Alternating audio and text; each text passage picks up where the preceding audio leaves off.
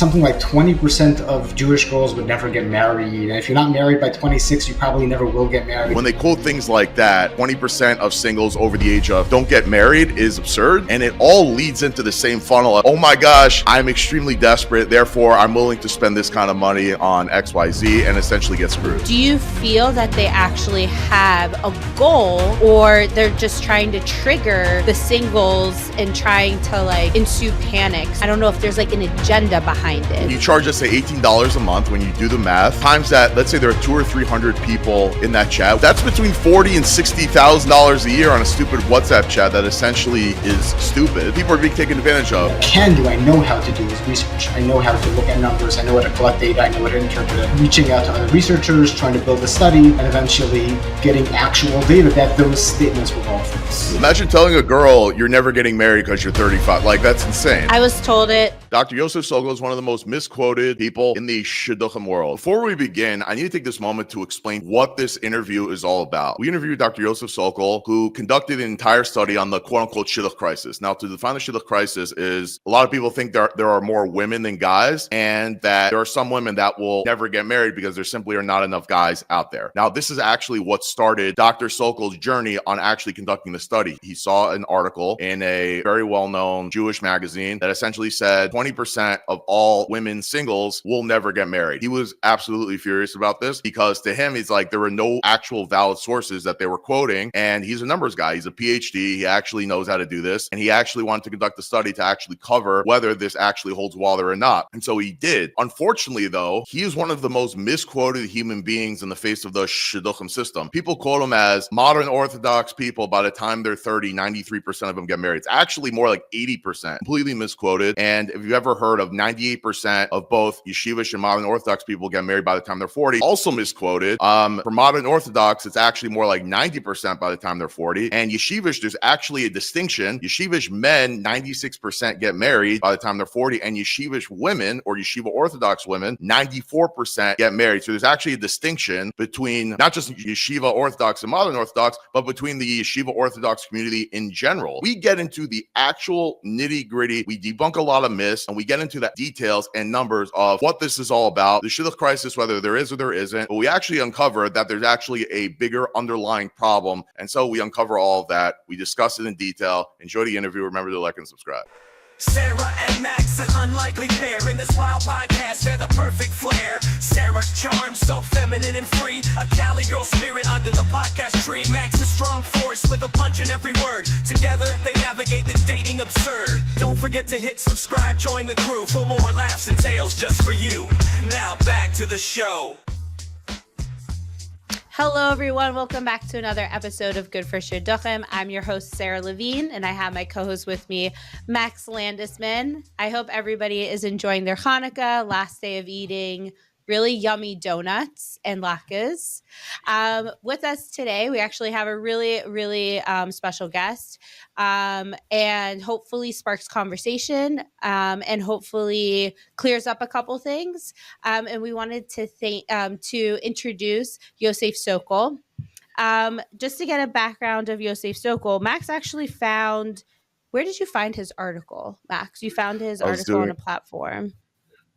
I forget which one, but I was doing a lot of research on it. Everyone keeps quoting your study, and I'm like, so where is it? And then I found somewhere, It's like, if you'd like the study, email your email, and I reached out to you, and you were kind enough to not only send the study, but come on the show. Sarah, we have on the guy of the Shidduch guy. I know, you're very excited. Legitimately, yeah. Yosef, we hold you in high esteem here. I just wanted to say a little bit of Yosef's background is that he did receive a PhD in clinical psych from Hofstra University. He's a licensed psychologist in the state of New York. You've also been published in many journals as well and articles. And I'm not sure if you're currently an adjunct professor in Turo and also a clinical assistant professor. Is that present now? Yes, I'm part of Turo's PhD program. So I'm a professor there. I'm also an adjunct at Lander College for Men. I teach a course on halacha and psychology. So that's like where I get that. And do you still work in the Bronx at the VA doing your research there as well? Yeah, I'm a research scientist at the VA and work with trying to help veterans who are suicidal or any other mental health issues. So you're a good person, Amazing. is what you're saying, essentially. Oh, well, thank you. That's not where I was going, but I appreciate that. It's one of the reasons I do these things. Yeah. It makes Yeah. me feel a little lazy. Like maybe I should like to take on a little something. I don't know. So my Very goal in life is to accomplished. be as lazy as possible, but no lazier. You know, like Right. Seems like you're doing a horrible job at Okay. that. pretty much. Yeah. So the main reason why we did want to have you on was because, like Max said, he found an article that you had written about in terms of identifying what exactly is the Shidduch crisis. And but just by reading the article, you pinpoint some facts and figures that are more theories based off of our community, more of like the what is exactly the crisis, how people define it and how you define it. But we wanted to get a little bit of a background, where you're from, how did you get to where you are today, what inspired you to write this the article. Sure. So all of those at once. Whatever, you can take it one step at a time, but yeah. Okay. I'm gonna jump straight to what inspired me, and through that maybe deal Sure. with some of the other stuff. Yeah, So of course. I was talking to Max briefly about this before, but I was I was involved in the shidduch world. I dated and got married. It wasn't exactly easy, but it was not as hard maybe as some people. And I knew a lot of singles. I kind of part of the community. This is what we all experience. And I remember reading an article published in a popular Jewish magazine that quoted shadchanim and claimed to have numbers that something like 20% of Jewish girls would never get married. And if you're not married by 26, you probably never will get married. Absurd. And to put it bluntly, I was furious. Yeah. I knew enough already. I was in a PhD program. I knew enough about science, about research methodology to know that they had no idea what they're talking about.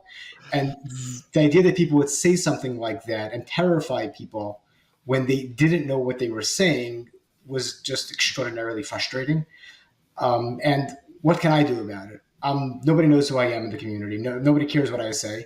And in fact, the fact that I'm saying this may not matter either, but what I can do, I know how to do is research. I know how to look at numbers. I know how to collect data. I know how to interpret it. So I figured I'm going to do what I can, which was led to this reaching out to other researchers, trying to build a study, and eventually getting actual data that showed, thank goodness, which I didn't know ahead of time, but I was pretty convinced, that those statements were all false. So that's kind of what inspired this. And along the way, I've kind of slowly been trying to figure out what to do about this problem and what the problem actually is, but maybe I'll leave that when you have questions about that. Yeah, Right. I have a lot of theories on it. I think a lot of stupidity goes on in this.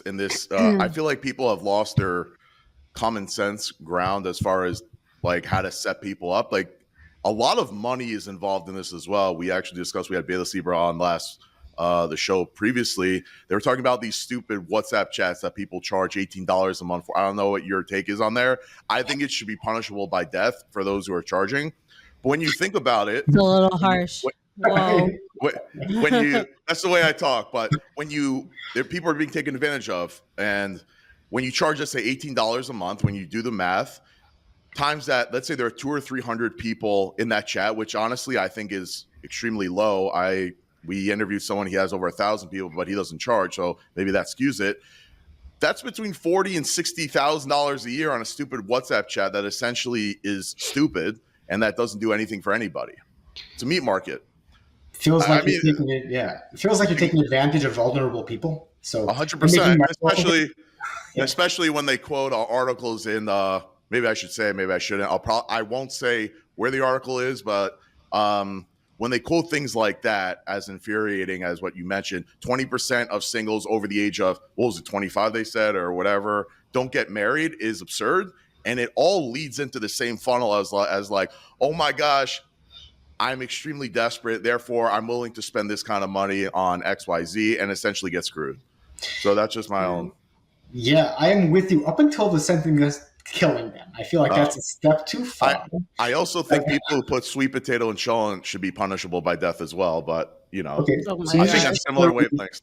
You just generally think a lot of people should be killed. Got it. Okay. There's some things that are absolutely a no-no. Oh my gosh. Well, okay. Death penalty aside, I think we could all agree the fact that these articles that you came across were just not, and the statistics that they quoted weren't based off of real statistics, or if they were skewed in like some way. So you yourself wanted to make sure that there was some form of actual data and actual statistics that you could relay and make sense. So yeah, I'm a big believer that the reality, truth will set you free type of thing. That although the truth is probably not lovely, it's usually vastly better than what people build up in their head based on their fear. So I'm a cognitive therapist. I use cognitive psychology as one of the means for psychotherapy. And a big deal there is rational belief, testing our beliefs is very helpful for everything in life. So that's kind of, for me, is obvious. Yeah. Right. And numbers don't lie. Numbers don't lie. Do you feel that like those articles that say 20% of women versus like 2% of men, or like that just like come up with these statistics out of their back pocket, like, do you feel that they actually have a goal, or they're just trying to trigger the singles and trying to like ensue panic, so they like I don't know if there's like an agenda behind it, or do you feel that they're just really trying to come out with these articles and really just genuinely trying to put something out there, or do you feel that there is an agenda behind those like unclear facts? Well, I don't want to like paint with too broad of a, like, in some people there may be differences, but I think the article I remember reading, my recollection was that it was well intended. The person genuinely believed that this is an issue, didn't have access to good numbers, and did the best they can by asking shadchanim who themselves didn't have good numbers, and just went based on their own people they work with, which is a very skewed sample. I think these people are well intended. They want to help our community. They see people in pain. They're trying to help, but they're relying on what I think is false information. Yeah. So this person probably was trying to espouse like some community intervention. I think he was probably trying to suggest that, I don't know, men get married younger or whatever, what the reason of that was. I can't really remember anymore. But this was his vehicle to do it by saying this is a tremendous problem. If we don't change things now, 20% of girls will never get married. We have to do something. So it wasn't to panic people directly. It was more to say that we have to do this, let's call it controversial solution, because the problem is so severe. Yeah. Okay, I understand.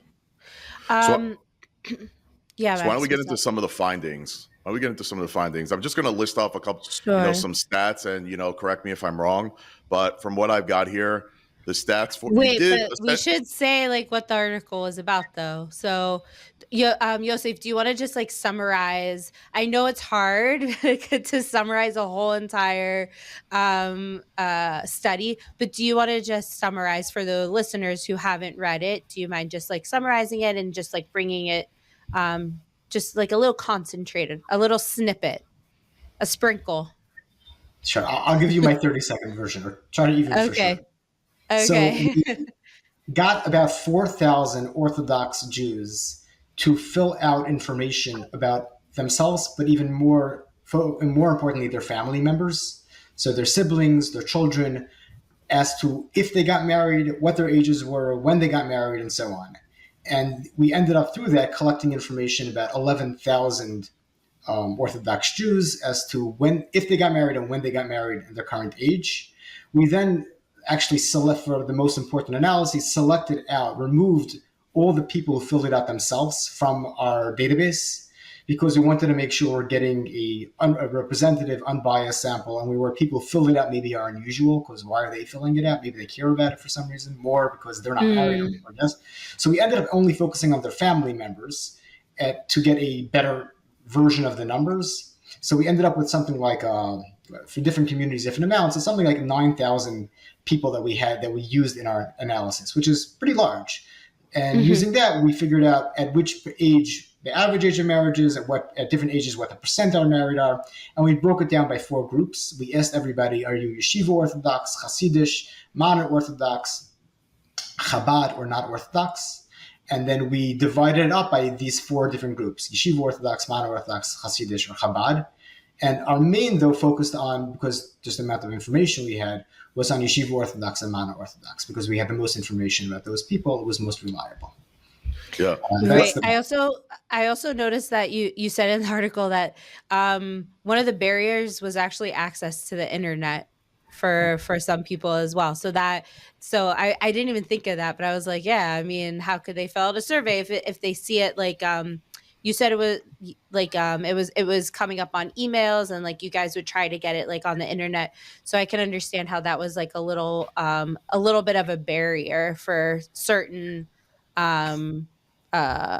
communities.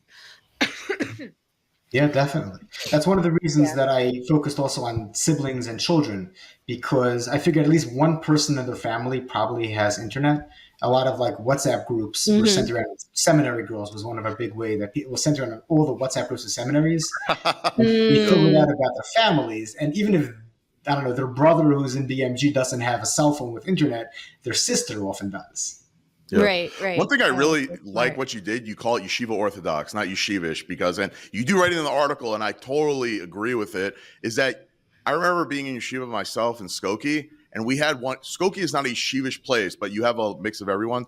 The most Yeshivish guy who came from real hardcore yeshivas did not consider himself Yeshivish. Meanwhile, white shirt, black pants, sits his out. I mean, as Yeshivish as it gets. He did not consider himself Yeshivish. So I like the fact you did Yeshiva Orthodox, and you mentioned that not one person was confused by that. Yeah, it was challenging trying to get over the right word, because what do you call that community? Sure. And yeah, people are yeshivish, but really people in the community don't think of themselves as yeshivish usually. That's what I realized. So people don't want to put themselves in the yeshivish box. I'm not yeshivish, that guy's yeshivish. Yeah. So that's why I came up with this kind of hopefully neutral term, Yeshiva Orthodox. So. It's brilliant. I love it. Right. It's brilliant. Would you say though that would you ever do, trying to compile my question, would you ever do another study though, just based off of one type of community in the Shidduch or Jewish dating? Because having the 4, I feel like broadened your statistics. Would you ever like zone in on one specific community, like modern Orthodox as like one study, like Yeshivish Orthodox as another study? Yeah, that's definitely worthwhile doing. It's a little harder to, I mean, you could collect data primarily focusing on a single community. My hope was always to do a follow-up study that moved from figuring out like what the problem is, which is I thought of the first study, like what actually is going on, to figuring out more like why are specific individuals having a harder time getting married than others. And when I was going to do that, I was going to focus more on a specific community, because each community probably has their own variables, their own stuff going on. That one hasn't happened yet. Hopefully someday. But yes, that would be a great idea. And if you do that, we'd love to be involved somehow. So please give me a call. We'll do. Yeah. Sarah and Max just trying to, take down some information. Hopefully, Max, we wouldn't like ruin it. I know between me and you, we would probably ruin his study. Oh my gosh. No, we only enhance. I want to get to the numbers actually. So correct me if I'm wrong, but here's what was listed directly from your study. Married by age 25 in the Yeshiva Orthodox community, 70% are men, 81% are married by 25 who are women. In the modern Orthodox community, it's significantly less, married by 25, 47% men, 58% women. So far, does that sound about accurate? Sounds right to me. Okay, fine. But married by age 30, the Yeshiva Orthodox world, about 92% are married by 30. In the modern Orthodox world, it's about 81%. It's actually fascinating to me that, like, when you actually look at the Orthodox Jewish world, both modern and yeshiva, everything surrounding about like get married. By the time you're 30, I would assume though, like 81% of the modern Orthodox world, or even 92% of the Yeshiva Orthodox world by 30 is actually a significantly low number, considering the fact that your whole, I don't want to say your whole goal in life is to get married, but like, who are we kidding? Like the 12-year-old Beis Yaakov girl can't wait to get married the second she's got a seminary. I mean, like your whole, like when you think about it, right? Yeah. So like so I don't know, like, were you surprised by that number, or, based on what I'm saying, is that like, what's your take on that?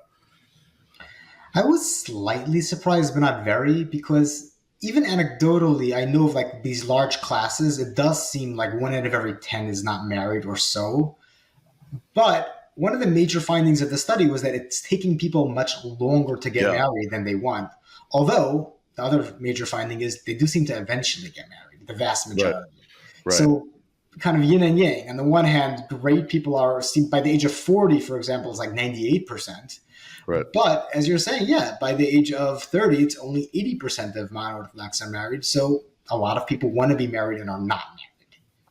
So I actually have here, married by the age of 40, 96%, it was slightly more men in the Yeshiva Orthodox world that get married, 96% by the age of 40, 94% women. But modern Orthodox was really, when I say only 90% by the age of 40, it's like, right? Like, I don't know, like it's a lot of people unmarried. That's true. But I totally agree with you. People are getting married later, it seems like. Yeah, and remember that by 40 is the kind of, I put that cutoff just because to make sure I had a large enough sample size, but people keep on getting married. Sure. Modern Orthodox overall is kind of like later. I wouldn't call it delayed because some of it's cultural and intentional. Sure. It's overall later. Sure. But people keep it doesn't. I saw no cutoff. At no point was it like, oh, you're falling off the cliff and now people aren't getting married. Each chunk of time, more and more percent of people were getting married. Yeah. And you could probably say Upper West Side is probably 3% get married, and you're looking at one of them. I don't know how familiar you are with the Upper West Side, but that place is Gehenna. That place is just unbelievable. Like, no one wants to get married. I'm sorry. I have to throw you that haven't even lived there. Every episode, I feel like I have to like defend Upper West Side. It's a horrible place. Just spend some time there. Sometime. I have spent plenty of time there. It's a horrible place. I say if you spend 11 months there, you're put there from Ghana. But anyways. Okay. So wait, Max, instead of sending people to death, just send them to the Upper West Side. Honestly, it's a lot worse. You'd rather be dead. Oh boy. But, oh my gosh. Anyways, yeah. Anyways, I was just gonna say the statistics itself, I personally I didn't think they were so low, because your point of the article, how I interpreted it, I could be wrong, was to show the crisis isn't people not just getting married. Like you were saying that like that is not the focus. And what you found out is more of like people are actually getting married. It's just later than they preferred. So that in itself, that idea, when I saw, you also had a graph of Yeshivish Orthodox men, Yeshivish Orthodox women, modern Orthodox men, modern Orthodox women. I was actually like very like surprised that the curve, both of them for like both sexes and both communities, kind of curved at the same time. And like the average age wasn't like crazy in terms of when men were getting married versus women. I think it came out, I can't remember. I think it was the age gap was 2.2 years, which according to the study was actually surprising. You thought it was probably more, right? So that's surprising. So like, no, I was like, actually, okay. Like it's, your study is bringing to fruition a different type of shidduch crisis. Like, what is it? It's not the fact that people aren't getting married, or the fact that there's not enough men, which I'm sure Max will talk about, but like that there's the fact that it's not about that there's not enough men versus women, or the men are wanting somebody younger. It's more of that people are finding themselves a little older than they expected to get married, which I feel like puts a little bit of shape, it like shapes it into perspective a little bit. Yeah, but that is all accurate, and I would just add that does not minimize the problem, because that people are a little older than they expected is a source of extraordinary pain. Extraordinary, I mean, for Right. many, not for everybody, but many people feel like they're lost in our community, and I mean, part of the problem might be our community making them feel that way. That's definitely a No, problem. we absolutely Yeah. can. Yeah, we Yeah. absolutely bash them. Yeah. And yeah, so Yeah. it's taking people longer, and that's not a minor problem, but that's not the same problem as saying that they're never getting married, which is kind of how people think about it. That does not seem to be accurate. Yeah. Right. There's a couple of tidbits that I thought were really interesting to point out, and there's some from my own personal life that I'd like to kind of share to kind of get your take on it. I was really shocked when I saw you wrote there are 5%. So globally, there's 5% more boys born than girls per year globally. You got data from Lakewood schools that show approximately, which I honestly am like blown away that this is true. Lakewood schools show approximately 10% more boys than girls enrolled in school. I'm like, what the hell did that? I'm like, that's unbelievable. Yeah, it is odd. I got that data off a website. I am not going to claim I am 100% sure, Well, that's but still the like, only data I could find about the gender distribution in Lakewood. So I kind of said, if we're just gonna, instead of making up numbers, at least find some data. yeah, In that article you're reading, I said, if we just go with whatever data there's out there, it's maybe, and it turns out that there should be enough boys for girls. yeah, But I'm not going to say that I'm certain that data is accurate. right. So based on that, but then you also are quoted. It says among people over 35, the number of unmarried women could be 50% more than men. So I wanted to get your explanation on that. It seems to be counterintuitive. It seems to be contradictory. So what's your take on that? Sure. So remember you said before that something like 96% of men versus 94% of women are married by whatever. So that's a difference of, I don't know, 2%, 2%, but that's actually 50% more people.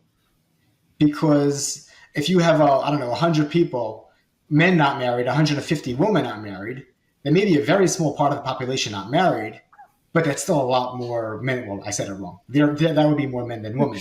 Because even though these are small percentage of the population, if we're just comparing unmarried to unmarrieds, that ends up being that there's a disproportion. Does that make sense? I'm not fully understanding it, but maybe you can explain it again. Sure. Let's imagine you have a pie, and you cut out two little slivers, and you give one to Chaim and one to Moshe. And each sliver is pretty small. But if you look at those, so most of the pie is still on the table. But if you look at those slivers, one of those slivers is a little bit bigger than the other sliver. But if you zoom in and say the whole world is just these slivers, then one sliver, the fact that it's a little bigger than the other one, actually could be 50% more. Because these slivers are so small to begin with that even a little bit, one sliver being a little bit more is 50% more than the other sliver. So in a world of 1,000 people, if 98% are married, that leaves only 200 left. But those 200, so almost everybody's married. But among those 200, you could have a little bit more men married than women in terms of the whole pie. But comparing to each other, there's 50% more women than men. Is that clear enough? It makes a lot of sense, and it actually backs up my own personal experience. And it's funny that you write here, the data suggests a higher percentage of women than men are married up to the age of 30, but by 31, a higher percentage of men are married than women. I am 31.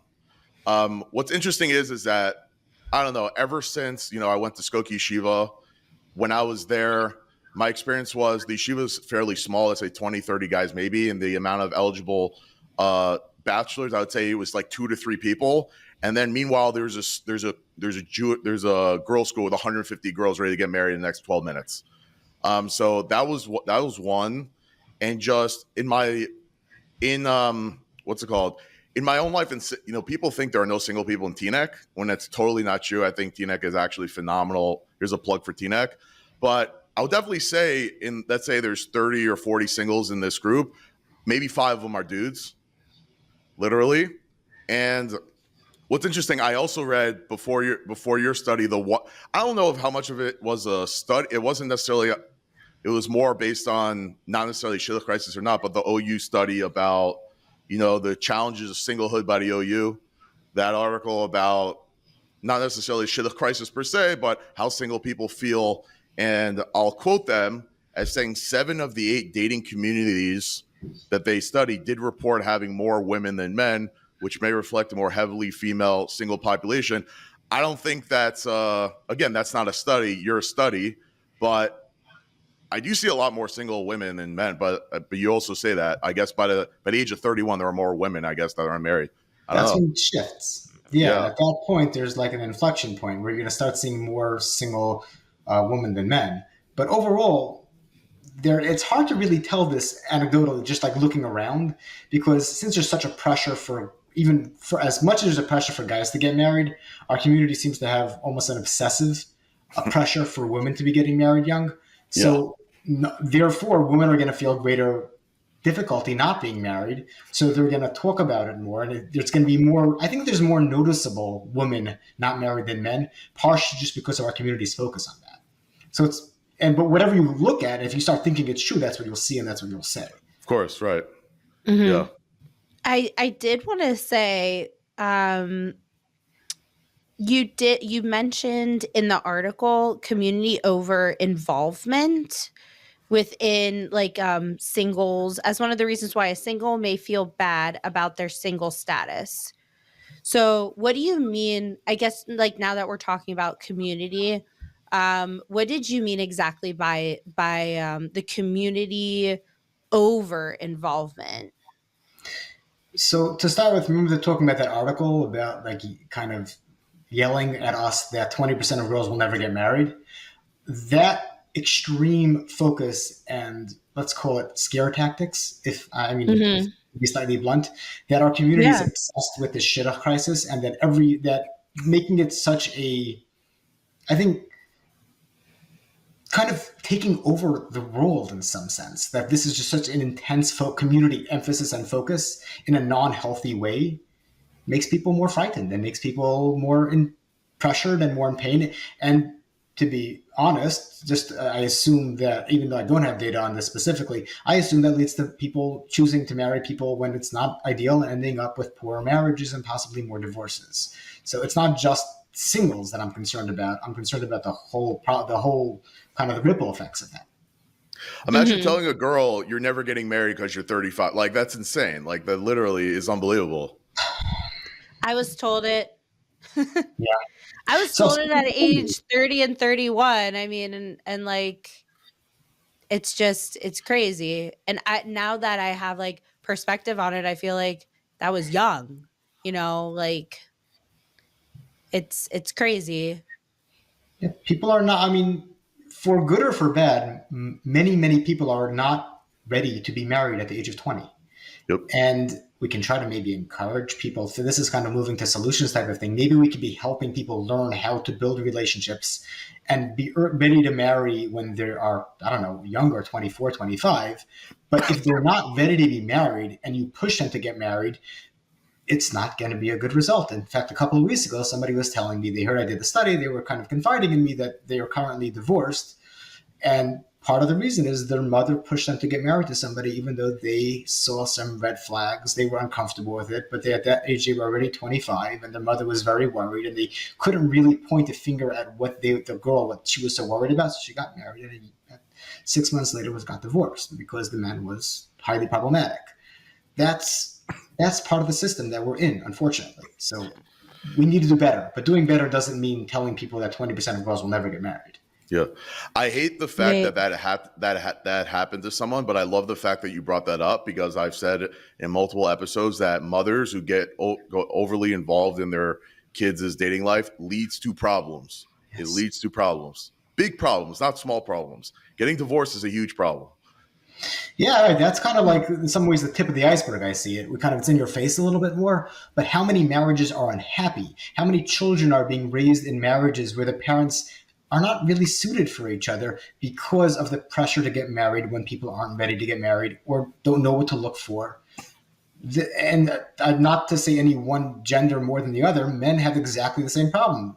They get maybe not the same extent of the pressure when they're young, but by the time they're 25, 26, 27, they're feeling left out. They're feeling something's wrong with them.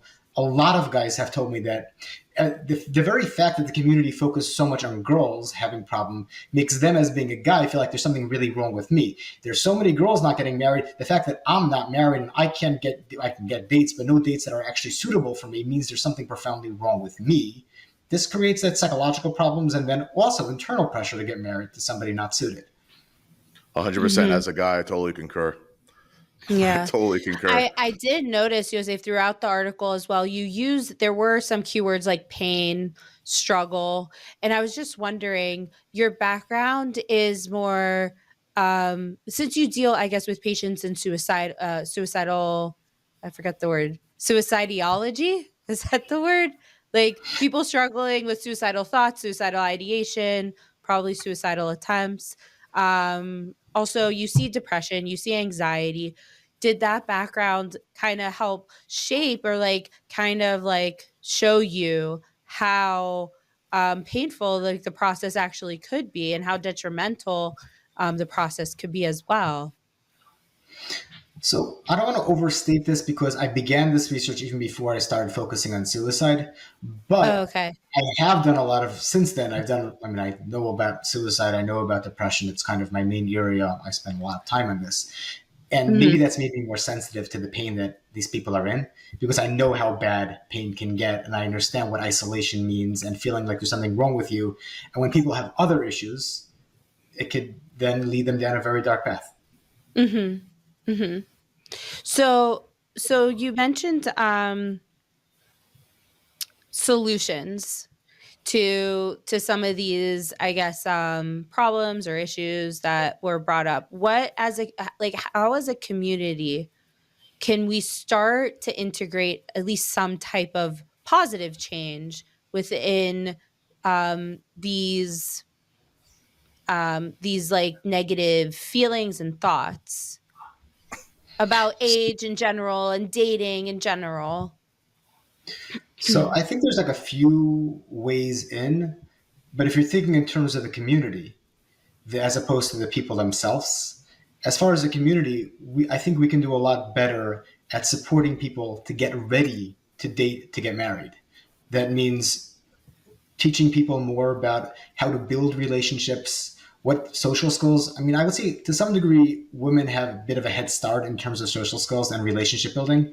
They may have other problems when getting married, but men specifically have often struggled with learning how to build a relationship, especially with a woman when many of them are not even used to talking to women they're not related to. So I would love something like educational classes by trained people who are certified before people begin dating, as just to give them the skills that they need to then date and be able to get married to somebody that's suitable. Just a kind of a thing that I have in my head a lot are green flags, training people to know what to look for that helps them think that this is somebody I should get married to. They're kind, they're listen to me, they're respectful to other people, they have shared values. Like these type of things, if you see them, say that, oh, this is a person that I should work to build a relationship and try to get married to. As opposed to just saying, oh, you need to avoid this, avoid that, and avoid all of these many things that you have to be scared about. Right. Just also more realization about what marriage in life is about. The idea that people are so rigid in terms of the life that they expect to have. I'm going to marry a guy or a girl with these specific qualities because that's the only version of the future that I can imagine. Helping people realize earlier on that no, the world's very complicated. Things change. What you have in mind now for your future, you need to be a little bit more flexible and focus on your values and what you want out of life instead of a specific vision of exactly the career of the person I need to marry is. I could go on, but that's kind of one model, like helping people learn better.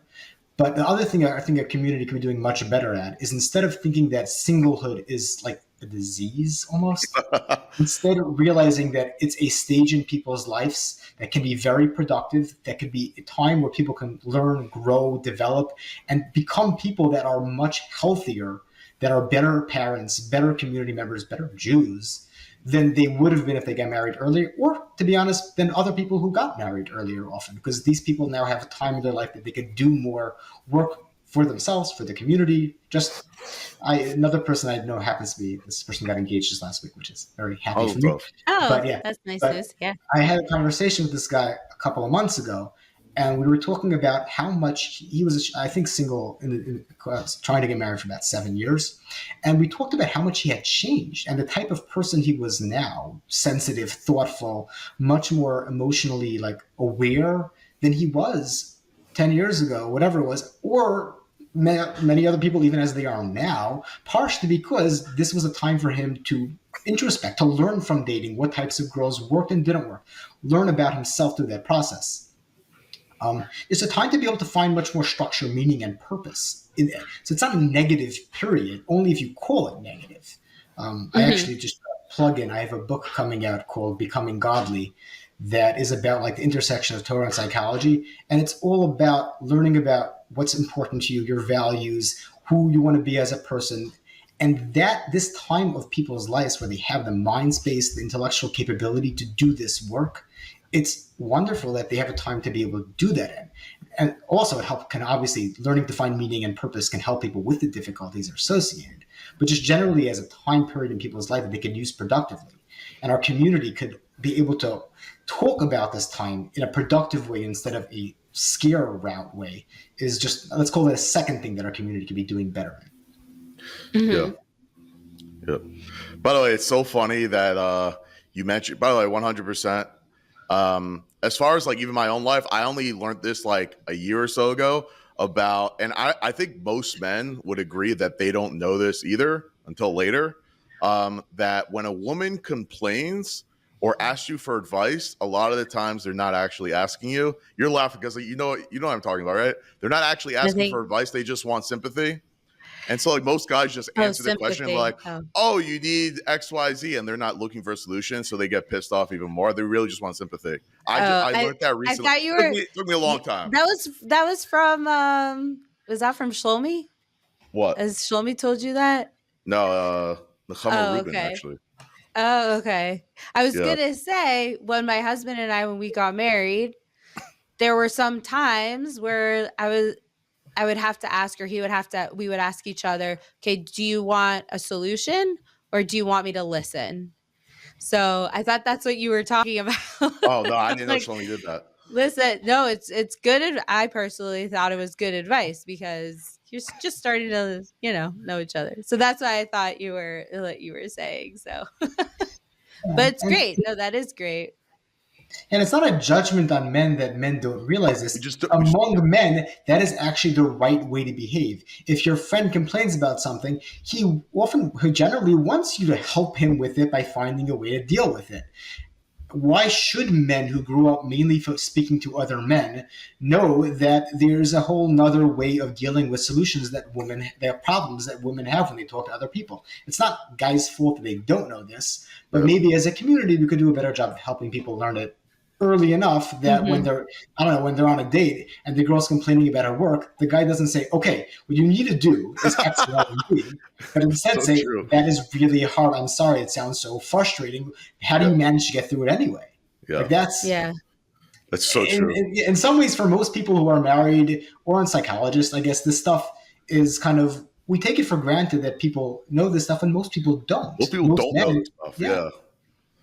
I say a lot of married people aren't mind readers. People don't know what's going on in here. You think oh, I've been dating this person for so long, he should know me. It's that's not fair. Yeah, exactly.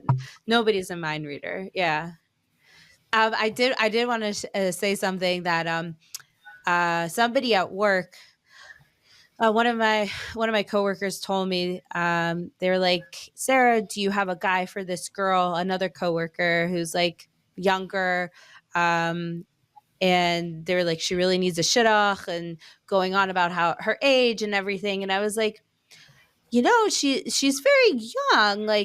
I mean, sure, I can think about it. I like, my husband and I, we do like to brainstorm, but we don't just put anybody together. And it was funny because the same girl that was brought to me was telling me 4 weeks later, a month later, how she is happy just like doing her own thing. She was like, I'm excited to travel and go to this country and that country. I'm excited to see like what my life brings after this. And I was like, I probably feel like they didn't even ask her to come to me, which is a little, I don't know, like maybe overstepping boundaries a little bit on her end. And like, I was like, she's just so happy and genuine where she is right now. She had an opportunity to ask me about, setting her up, but she was just confiding in me about like her next steps where, I'm young and I want to travel, I want to do this, I want to go here. And I was like, that's great. Like that's amazing. And she knows what she wants. So I was just happy. It was just kind of a breath of fresh air. I was like, okay, it's good. She was making her own decision. It's not just about, I don't know, getting married. She seemed to be like knowing what she wants to do at that time. And she's not focused on that. Maybe she is, maybe she's dating, but she's not hyper focused. And it made me feel a little bit better. Like, okay, she knows what she wants. Yeah. Sounds like So, she's coming from like a healthier place, that when people are terrified, they don't have the mind space to think about other things like traveling and enjoying their life in a rich way as opposed to just distracting themselves. They don't have this mind space to think about growing and using their time productively. And that's not mhm, on them or something I think our community's fault about kind of terrorizing people. Yep. Uh, They do a and great job yes, of we that. should have a more balanced way of thinking about this. Not everybody has to feel like they have to get married this minute. It's okay if people are still looking to get married, but maybe they want to spend a little time working on themselves so that when they get married, they'll be better parents, better people, better everything. mhm, Yeah. mhm. Yeah. I feel like that time of what, if you do want to get married at a certain age and it's not happening for you, I think it's hard to get out of that like negative mind space and be like, okay, how can I grow as a person? What should I be doing for myself? How can I have self growth in this situation? When you do have a community coming in with all these peripheral ideas that are kind of like fogging you and like, well, the community knows better, or my Rav knows better, my mom knows better, my dad knows better. And like, so it is I feel like it would be nice to have more community awareness in terms of having more classes available to these people. You also mentioned in your article that that dating coaches, I think, dating coaches and shadchans or people who are able to um, give give over classes, but not for personal growth, not for personal. Oh, what was it? Like not for like free of charge. You Yeah, it would be mentioned no nice. Yeah. free, like you mentioned free of charge, so there's no agenda, like it's not like a business model for those other people. You mean like It's shadchanim that like a actually help genuine, you? No way. What a like foreign a concept.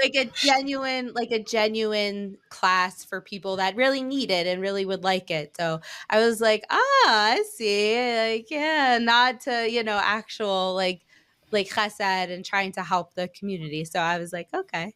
Yeah, the idea is that we can, as a community, be. Some people have the time, mental energy, and willingness to help others, and we can do this besides for just a way of making money. We could, the idea of having trained people who then train other people to help others in this way, it would be a healthier place. That type Right. of mindset, that way of approaching this time and this difficulty. I think a lot of, especially Rebbeim, get also too far involved, and I think they have to understand there's a cutoff between like when someone goes up to a rabbi and says, "Rabbi, I want to commit suicide." There are a lot of Rebbeim that will actually answer that question, whether it's halakhically permissible to do that or not, versus saying like, "Hey, man, everything okay? Do you need to go see a psychiatrist?" I think it's the same thing because I know too many cases of when Rebbeim, they also overstep their grounds and unfortunately leads to divorce. I know plenty of personal cases. I'm not stating from anywhere else other than I know these people individually. They have well over, and I think it's like an underlying problem. I think people who don't know what they're doing are too involved, and the people that really should be involved are not involved enough. I don't know. That's just my own. I hear that. I see it all the time also. I would say that I think our community is growing in that direction a little bit. I know more and more Rabbanim and Rabbeim who know that they're supposed to be referring out for mental health problems. I mean, Torah Masorah just keeps on doing a lot of trainings on this. It seems to be slowly growing awareness. But yeah, I still see all the time where people are just talking about stuff that they don't know enough about, and it doesn't help people. Yeah. And both ways. I would say I see therapists talking about religion, and they shouldn't do that either. Like, I'm not. Yeah. Right. Kind of like stay in your lane a little bit. Yeah. Yeah. Or even if you have both doing, I'm also like, I have a smicha, I know halacha, and I give shiur and stuff. But when I'm talking to people as a psychologist, I don't mention a word of that. That's nothing that you have to, I'm trying, it's a different way of helping people. I understand it, I can be informed about it, and I understand the meaning that religion gives to them in their life. So I'm a better therapist because of that. Right. But I wouldn't talk about halacha with them. It's inappropriate. Right. Mm-hmm. Yeah. 100%. Yeah. 100%. Yeah. Well, thank you so much, Yosef.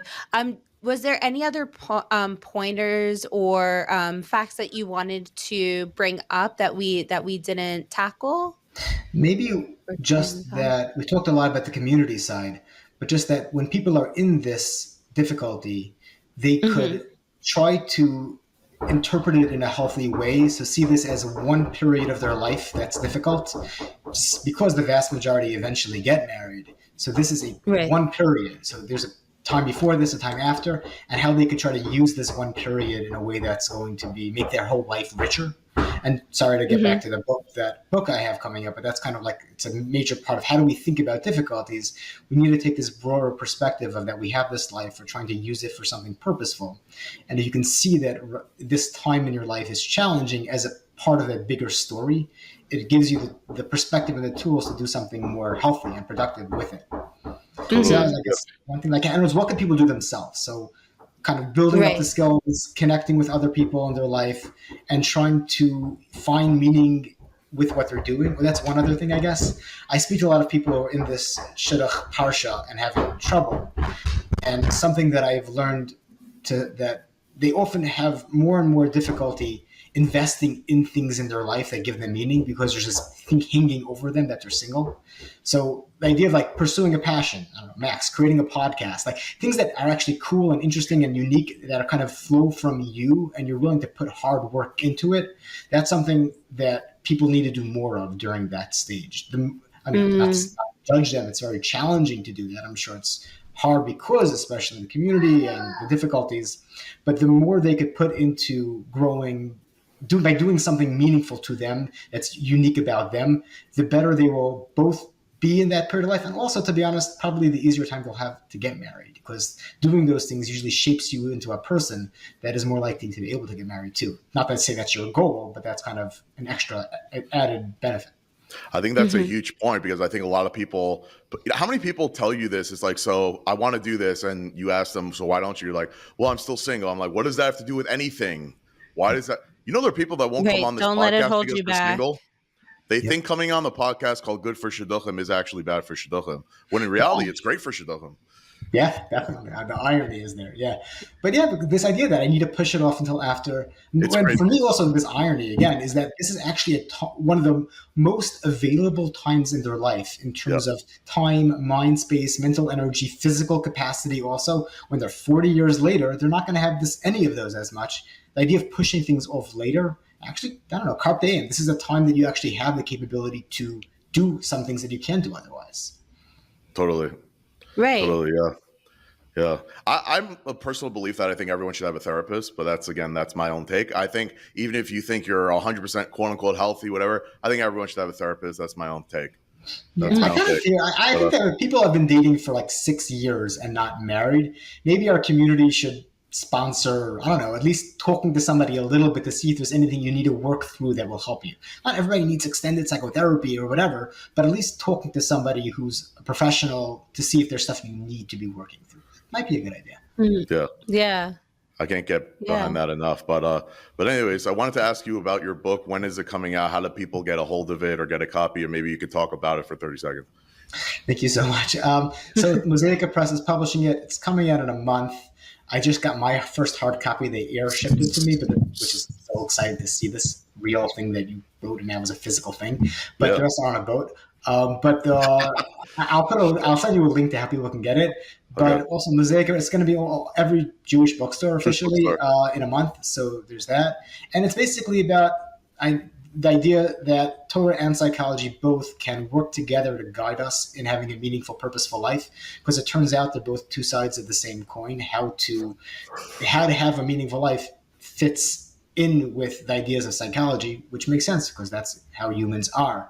And I put this all together and try to use it to understand the different ideas of the Torah based on that. Kind of what does it mean to follow, to do mitzvahs? What is the Torah trying to guide us to do? And I use all traditional sources, but I interpret them and informed by psychological insights to create this one model of how we could grow, become people that we want to be, and fulfill our purpose in the world. Beautiful. Oh, wow. So we got to keep our eyes out for that. Yeah. Eyes and ears. Definitely. And if someone wants to get a hold of you, is there any way of people getting a hold of you? Put my email address in the link. I'll put your email.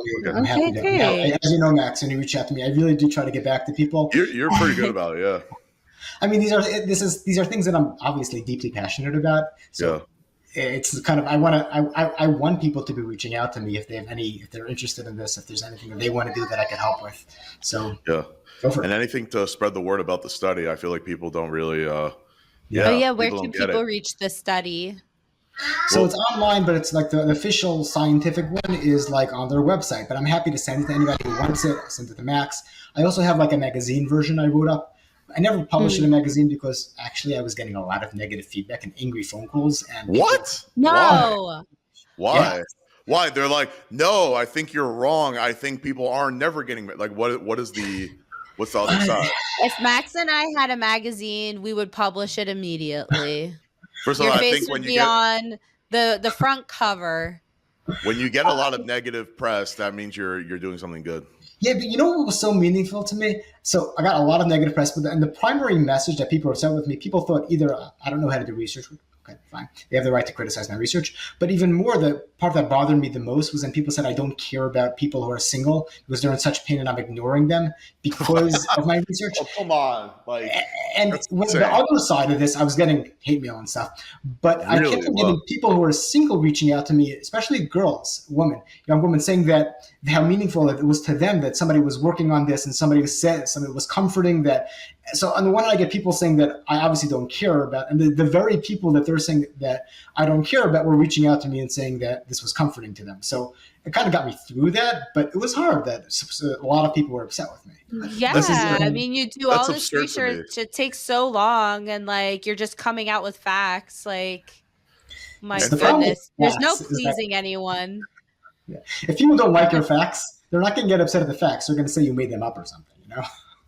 Exactly. But that's absurd to say, like, you don't care about singles. This is, I think, actually kind of soothing to singles to know that, oh, wow, there is a chance for me to get married. Yeah. Like, it's just unbelievable. I don't understand. Yeah. People wrote in, I had this thing at the end of my survey, the research thing. I had a place, you want to say anything, you want to talk about your experiences. And a lot of people wrote in like thank yous, and I collected them, put them on a thing, and like made it a little poster that I put on my wall just to know this actually matters to people.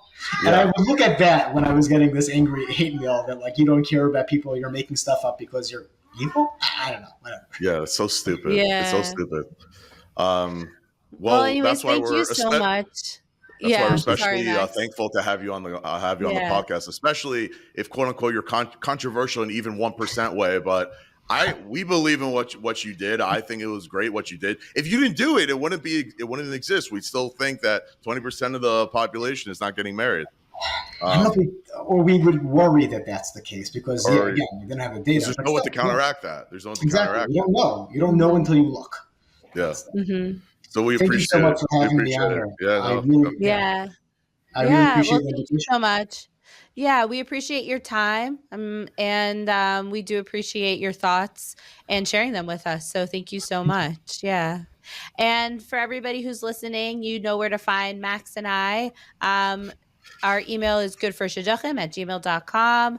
Instagram us, DM us, send us any thoughts, feelings. And our Instagram, what's our Instagram? Good for Shidduchim. Wow. Good for Shidduchim. And until next time, everyone, bye. And remember, everything will always be about Shidduchim. Catch you in the next episode.